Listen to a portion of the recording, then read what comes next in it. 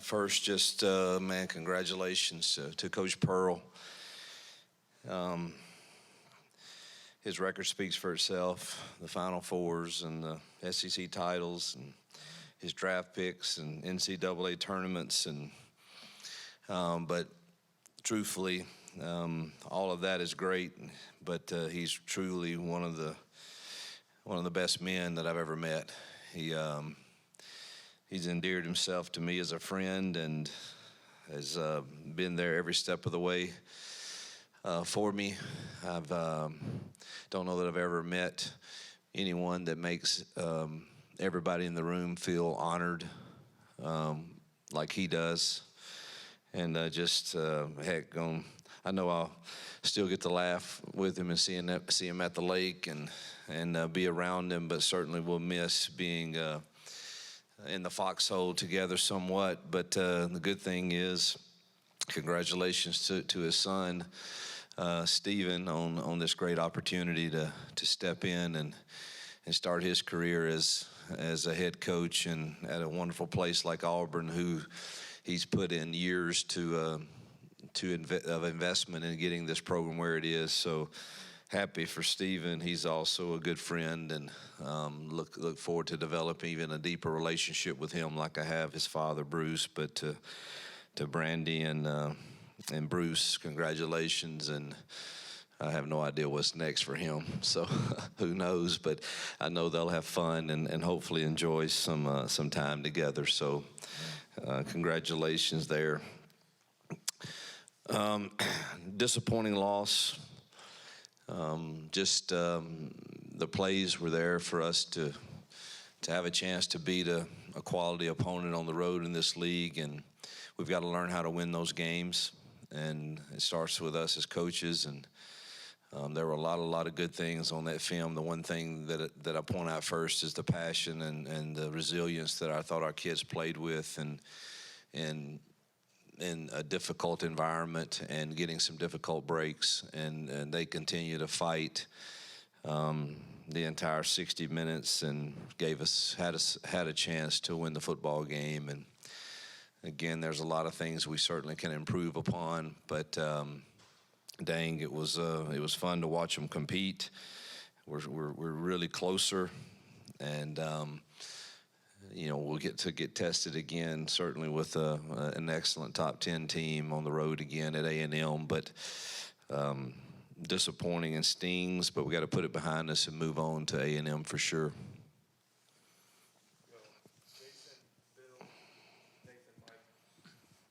You said after you have a chance to watch the film, you kind of learned a little bit more about the sacks after watching that. Do you feel like it was a combination of holding the ball and O-line stuff and kind of? Yep. Yeah, there was 5 that I don't think he could do anything about.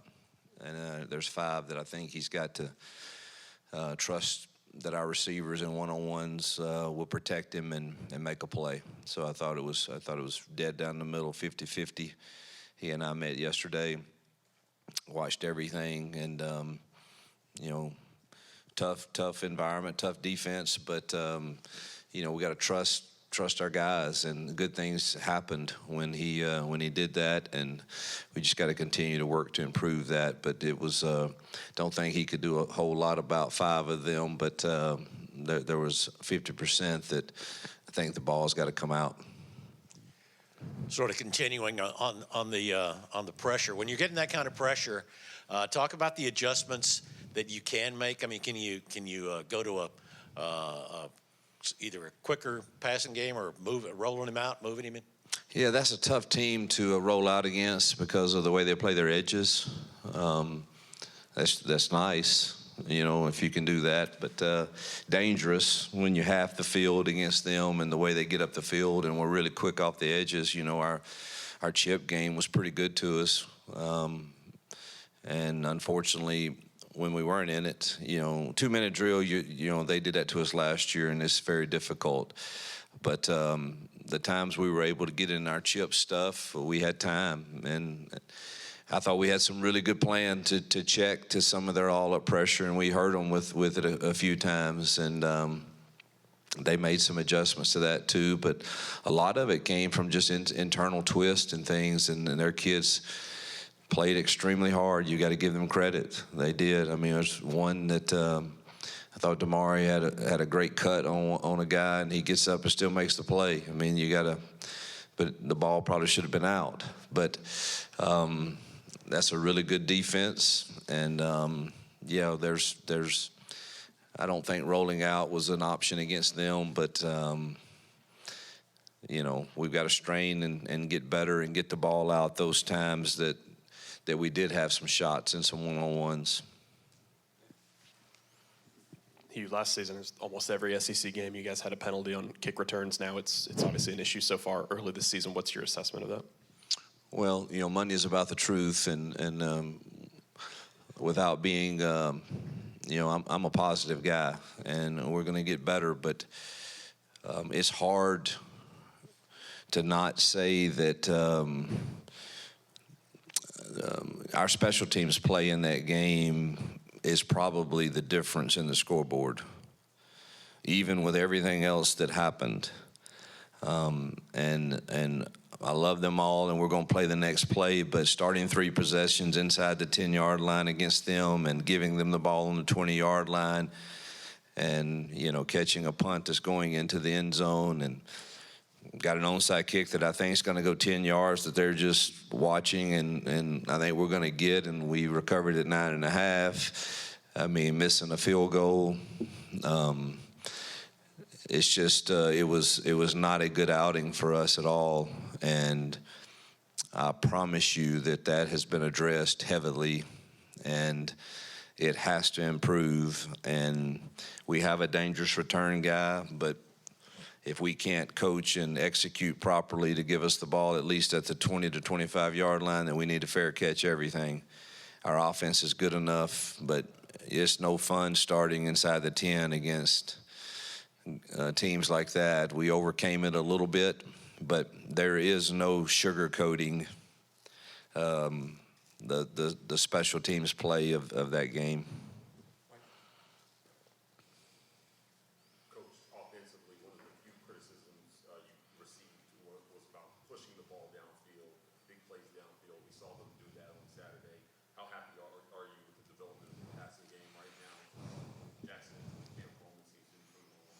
Well, I don't, you know, people can criticize. They're going to whether I throw it downfield, then I don't run it enough. So, I mean, the criticism's coming. It doesn't matter.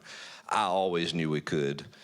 Just like there's things we saw Saturday again from the Oklahoma defense that we hadn't seen in the 3 games and people hadn't seen in us in 3 games. That's what coaches do. So I was very confident that we could push the ball down the field, and it is good, obviously, to see them do that and have success. The crazy thing is we should have hit 2 more that I think changed the game.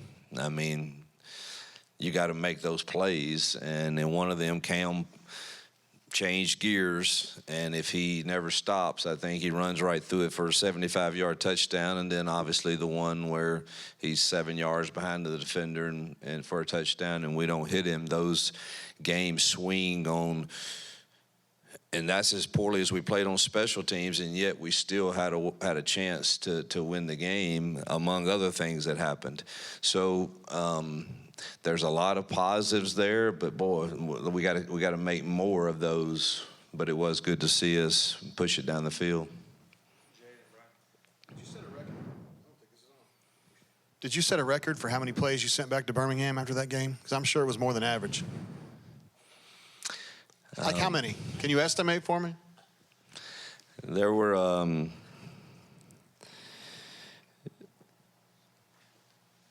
quite a few that I disagree with, and I have great respect for our SEC office and the job that they do, and they have a tough job.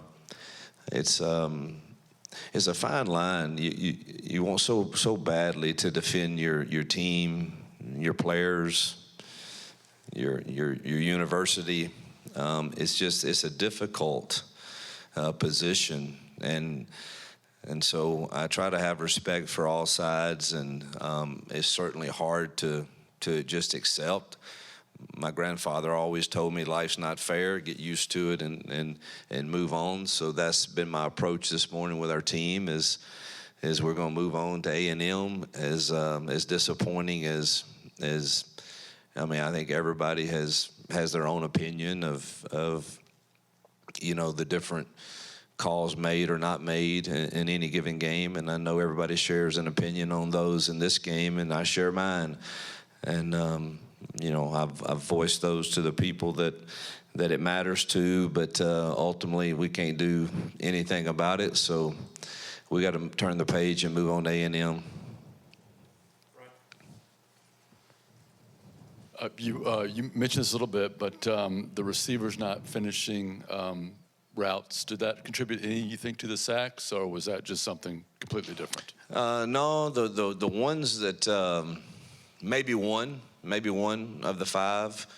I think if our guy had taken a better release, he probably would have given him the shot at the one-on-one ball. But the others, really, he's. We've got them in some one-on-ones, and our guys are running pretty good routes, and let's give them a chance, man. And I tell that receiver room, look, if he does that, it's on you, man. You better protect him, because I'm telling him he can do it, and to get rid of the football. So I think there was one, and then obviously the one that he did throw that we missed. I don't know. I thought we broke out of the route and had anytime you're running anytime a vertical route and there's a change of speed, that shouldn't happen. And but I think there was one that he probably would have gotten out of his hand if the release were a little cleaner.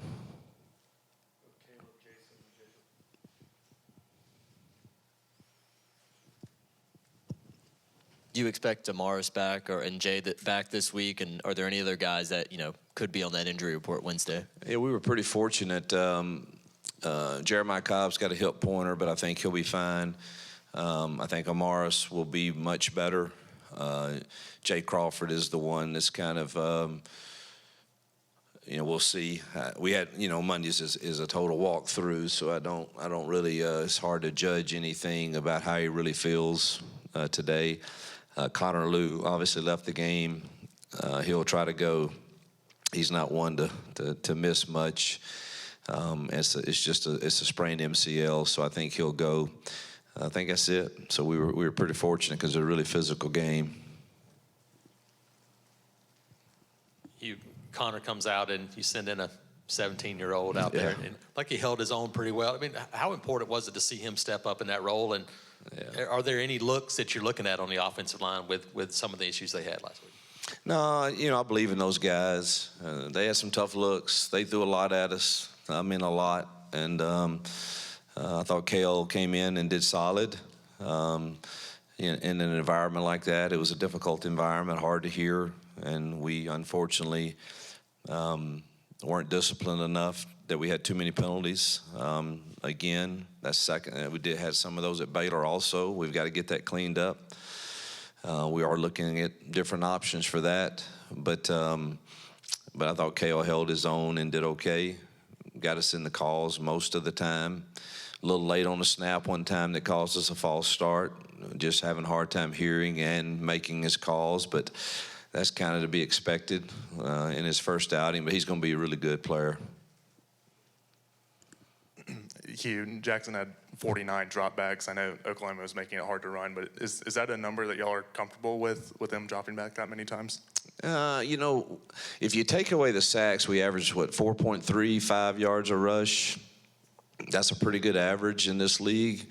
I probably should have forced the run a little more, maybe, looking back. But it was tough sledding in there to get those tough yards. And I thought we had things in the passing game that our guys could win on, and so I felt like that was our best chance to win the game. And looking at the film again, there are things to improve on, but we had a chance to make plays that, if you take away, if we get the scoop score and you take away our special team eras. Man, we got a real shot to win that football game, and even with all of that happened, you go up 17-16, and that's after missing a touchdown throw that was there. So it's hard to argue that against that good of a football team that the plan was terrible, but it certainly, you'd like to run it a little more. I don't know that dropping back that many times is going to win a lot of games in this league. I was proud of our defense again. I mean, they stuffed their run really, really well, and I thought they contained the quarterback run really well also. So there's a lot of good things to point at. Hugh, your defense seemed like it was really pretty dominant for 55 minutes. Can you just talk about? I mean, I don't think they had a third down on their winning. We were really good on third down. We were really good, and a lot of guys played a lot of snaps up front. Didn't think our pass rush was as fresh as it was at the beginning. And then give them credit. They made, 2 real explosive plays on the last drive that got them in scoring territory. And we had an MA on the touchdown from a young kid. But, those happen, and they have players that make good plays. And, boy, they made the drive when they had to. But our defense plays like that, they'll keep us in a lot of games. Yeah, Coach, my question was defensive related as well, too. Now, this is 3 out of 4 opponents you've held under 100 yards rushing. John Mateer seemed like he didn't go crazy on you. Can you talk about, what's working right now for DJ Durkin's defense? Yeah, I think he's he's going to have a good plan, and our kids are playing hard over there. And up front, we've stopped the run. People like Oklahoma and A&M are going to have some yards on you. I mean, they got really good talent. I mean, these next few weeks is tough sledding, and it's probably unreasonable to think that our defense can just do that all the time. But to this point, they have. But I think those young kids are getting better. We played Woodby and New Boy and Winters a lot more in that game, and so you got 3 true freshmen that are playing in some of the toughest environments in America against some of the best talent in America, and I thought they got better. Kinsley Falston had a solid game and played well. Without Jay, I thought Rayshawn Pleasant played really solid. And Ken Lee is obviously one of our better guys. Xavier plays well. Still can make a mistake here and there that hurts you, but he's full speed and going to give you his best. So a lot of young kids over there that are getting some quality experience. Coach, what has stood out from Texas A&M offense, especially those transfer receivers they have? Yeah, I haven't watched as much film. I've had a lot going on today with just different things, but I've seen enough to know that those 2 receivers are dynamic, and obviously Marcel Reed, we saw him last year, is super twitchy and can run it. They got a great running game, best running game we've seen.